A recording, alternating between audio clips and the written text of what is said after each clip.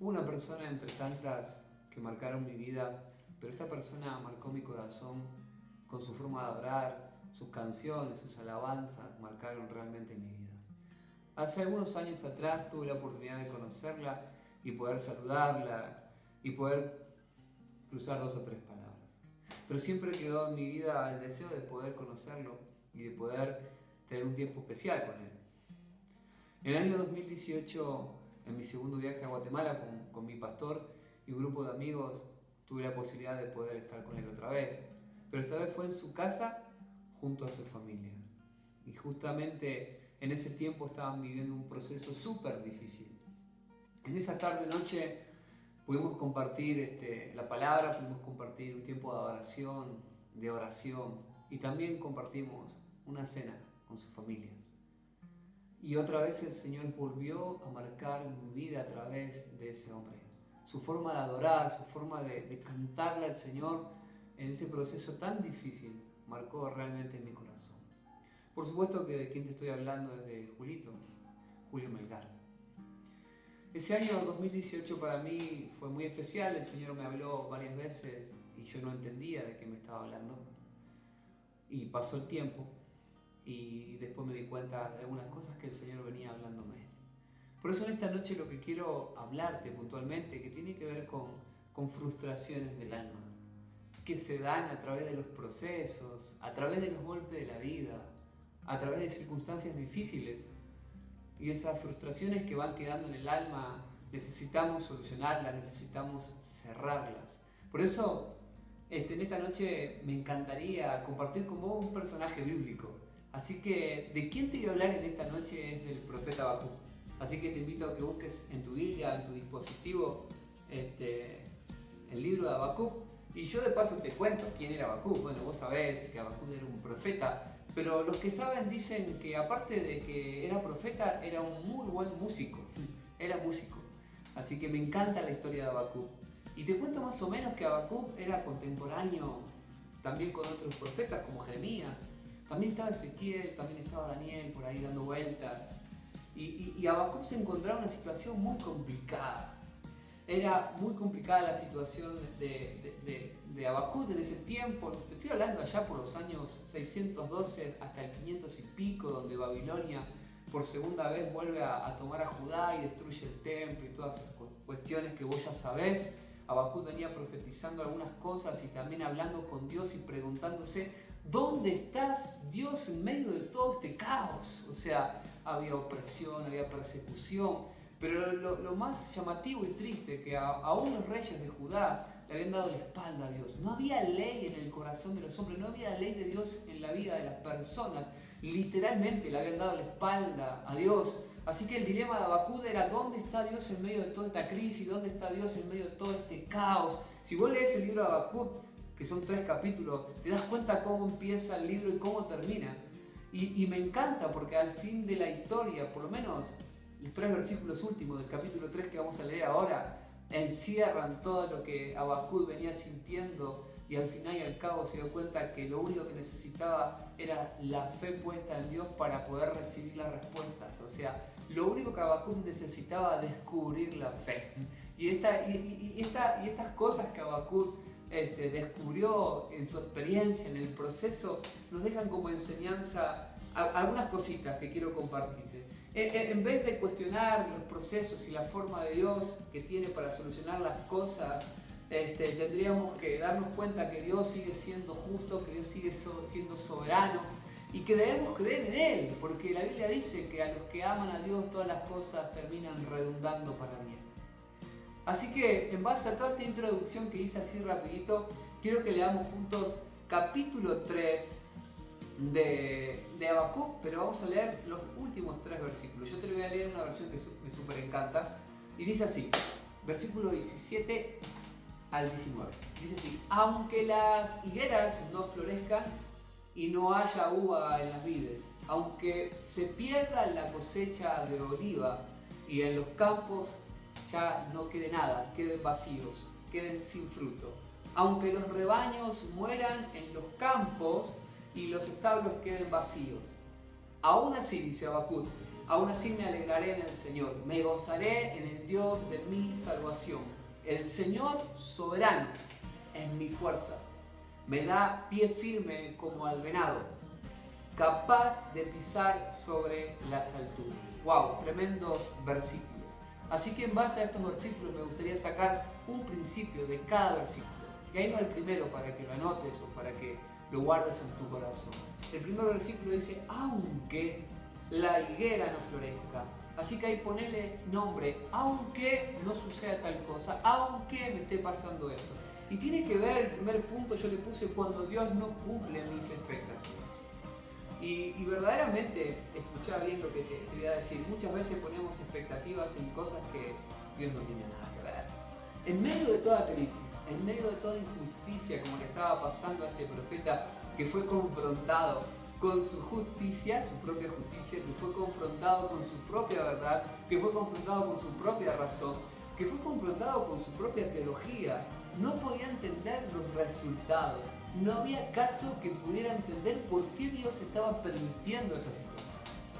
Dios usaría medios que no entrarían o que no entraban en su razonamiento. Y esto me hace acordar a una historia, a la historia de Job. Me recuerda a la historia de Lázaro. ¡Wow! Las hermanas de Lázaro habían puesto expectativas en la vida de Jesús para que pudiera venir a hacer un milagro cuando ellas creían que era necesario. Sin embargo, Jesús no cumplió sus expectativas porque tenía otros planes para Lázaro. ¿Cómo es que Dios no acude a nuestras necesidades cuando lo necesitamos? ¿Por qué Dios no interviene en el problema que estoy teniendo en este tiempo? ¿Por qué? ¿Por qué? Y esas son preguntas que surgen de la situación difícil, de los procesos. ¿Dónde se encuentra Dios en medio de todas estas cosas? Ya viene la primera aplicación para que podamos tener en cuenta. ¿Qué debemos hacer en medio de las crisis para que éstas no generen raíces de frustraciones? Bueno, en primer lugar, por así decirlo, entender que Dios nunca cumplirá mis expectativas, sino que cumplirá las de Él en mi vida. Dios nunca va a cumplir mis expectativas, Él va a cumplir las de Él en mi vida, porque al fin y al cabo no se trata de mí, sino se trata de Él, no se trata de mis sueños, se tratan de sus sueños en mi vida, no se trata de mis propósitos, se tratan de los propósitos de Dios en mi vida. Es eso lo primero que quiero que podamos tener en cuenta. Yo no sé si hoy vos te encontrás en un proceso difícil, yo no sé si estás pasando por una situación complicada y no estás recibiendo, no estás viendo, no estás escuchando, no estás sintiendo ningún tipo de respuesta. Pero quiero decirte que no pienses que Dios se olvidó de vos. No pienses que los planes de Dios pasaron por alto de tu vida. No pienses que Dios te dejó a un costado. No pienses eso. Yo no tengo dudas que en estos tiempos difíciles, cuando se generan otras cosas en nuestro corazón, en medio de un proceso, se cumple un texto que todos conocemos casi de memoria. Para los que aman a Dios, los que aman en primer lugar, todas las cosas, segundo, todas las cosas, absolutamente todas, no dice algunas, todas las cosas redundan para bien. Así que eso es lo primero que quiero decirte con respecto a ese versículo. El segundo punto que quiero decirte tiene que ver con el gozo y la alegría. Dice, pero aún así el Señor es mi gozo y es mi alegría, dijo el profeta Habacuc. Empieza este versículo diciendo, aún así con todo esto que está pasando, aún así con todo esto que está ocurriendo, mi alegría y mi gozo se encuentran en mi salvación. Y también surge una pregunta, por lo menos para mí, ¿no será que a veces ponemos toda nuestra atención en los procesos? Que es normal, por supuesto, somos seres humanos. ¿No será que a veces ponemos toda nuestra atención específicamente en el proceso? ¿No será que a veces ponemos toda nuestra atención en depender de los resultados para poder hallar gozo? Cuando en realidad el versículo que leímos dice, a pesar de... Y hay puntos suspensivos y ponerle lo que vos quieras o lo que te está pasando. Mi mayor gozo se encuentra en mi salvación. Mi mayor alegría se encuentra en mi salvación. No estoy diciendo que que niegues el problema, que lo minimices. No estoy diciendo que por encima de lo que te está pasando, quizás esta realidad que nos toca vivir sirve como un puente para acercarnos y conocer mucho más a Dios. Y cuando pienso en esto, viene un texto a mi memoria, vienen muchos textos con respecto al gozo y la alegría en nuestra salvación, pero hay un texto en el Salmo 51, versículo 12, que David dice: devuélveme el gozo de tu salvación y dame anhelo de obedecerte. Te lo vuelvo a leer: devuélveme el gozo de mi salvación y dame anhelo de conocerte. David se encontraba frustrado, todos sabemos, por su pecado. Yo no estoy diciendo que estés en pecado, yo no estoy diciendo eso, estoy diciendo de que solamente Dios conoce nuestro corazón. Pero sí, lo que quiero decirte es que a veces existen frustraciones en nuestra vida sin resolver, que van opacando, que van quitando, que van menguando el gozo y la alegría en cuanto a nuestra salvación. Aplicación de este segundo punto, por así decirlo. Debemos revisar dónde están sustentadas, o sustentado, mejor dicho, nuestro gozo y nuestra alegría. Y mucho más en tiempos de crisis, mucho más en tiempos de cuarentena. Lo que Habacuc había descubierto, que su gozo se sustentaba en su fe. La fe en Jesucristo, dice, me encanta porque este versículo que habla de la fe en Jesucristo lo usó Pablo en Romanos, lo usó el apóstol Pablo en Gálatas también. Lo que había descubierto a Habacuc era que la fe en Jesucristo era todo lo que él necesitaba. Era el sustento de su vida en ese tiempo, en tiempos de crisis, en tiempos de donde las respuestas no estaban. Es eso. Y el mayor milagro que nosotros podemos recibir o que hemos recibido es nuestra salvación por medio de la fe en Jesucristo. Y no debemos permitir, por así decirlo, que las frustraciones roben nuestro gozo y roben nuestra alegría, sino que sean un puente para acercarnos mucho más a la voluntad de Dios para nosotros. Tercer punto.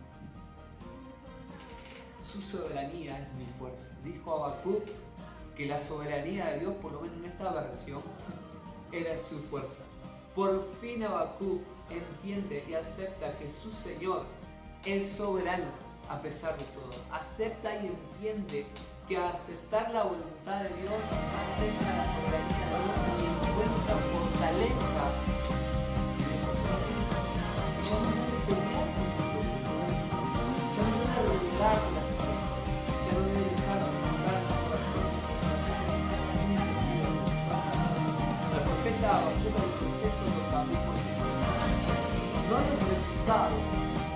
Ya bien, el proceso lo cambió, no el resultado, porque al fin y al cabo Dios terminó de las cosas llevó sus planes adelante, pero Habacuc encontró firmeza por medio de la fe para poder caminar por encima de las circunstancias. Dice otra versión: tú haces mis pies como una gacela tan rápido. Hay distintas versiones que lo ilustran de distintas maneras, pero realmente quieren decir lo mismo. Entonces, ¿qué quiero decirte con esto? Ahí va la tercera y última aplicación. Siempre debemos recordar, las veces que hagan falta, las veces que sean necesarias, que nuestra historia, a los que amamos al Señor, yo sé que vos lo amás al Señor, nuestra historia, nuestra vida está envuelta, por así decirlo, por la soberanía de Dios. Y si aceptamos que Dios sigue siendo soberano a pesar de las circunstancias, ahí podemos encontrar fortaleza para vencer toda frustración. Las frustraciones del alma nos detienen, las frustraciones del alma nos cohíben, las frustraciones del alma nos mantienen presos. Entonces yo te desafío en esta noche o tarde noche, no sé si estás escuchando ahora el video, lo escucharás otro día, no lo sé, que resuelvas las frustraciones de tu corazón. Por favor, te lo pido. Dios tiene planes con tu vida. Conclusión. ¿Qué quise decirte en esta noche? Bueno, lo que dije recién, resolver tus frustraciones. Que las frustraciones del alma sean un canal para poder conocer mucho más al Señor. Yo me acuerdo, si vos te acordás, Job en el capítulo 42 ya cambió su discurso también. Y él dice: de oídas te había oído, mas ahora mis ojos te ven. Que el proceso, o al final del proceso, podamos decir, no sé si lo mismo, pero podamos conocer un poco más de la esencia de Dios para nuestra vida. Cuando en medio de los procesos no cumplas tus expectativas, recuerdas que tu gozo y alegría no dependen de los resultados, sino de tu fe puesta en Jesucristo, para encontrar gozo y alegría en tu salvación. No pienses que Dios se olvidó de tu vida, no pienses que Dios pasó por alto con sus planes para vos. Déjame decirte que necesitamos seguir amando a Dios con todas nuestras fuerzas, seguir creyendo que Dios es soberano para encontrar fortaleza y ya no tenés que pelear con tus fuerzas. Yo te pido por favor que recuerdes cuando aceptaste a Jesús en tu corazón, que avives el fuego que hay en tu corazón del Espíritu Santo. Y si hay personas que nos están escuchando por primera vez y no tienen a Jesús en su corazón, yo te invito, te desafío a que puedas aceptar a Jesús en tu vida, porque es el único que pueda sanar tus heridas, que pueda quitar esas frustraciones del alma y darte una nueva oportunidad. Así que bueno, nada, te mando un abrazo, que Dios te súper bendiga, nos vemos la próxima. Por tu favor, Señor, me azotaron, me golpearon.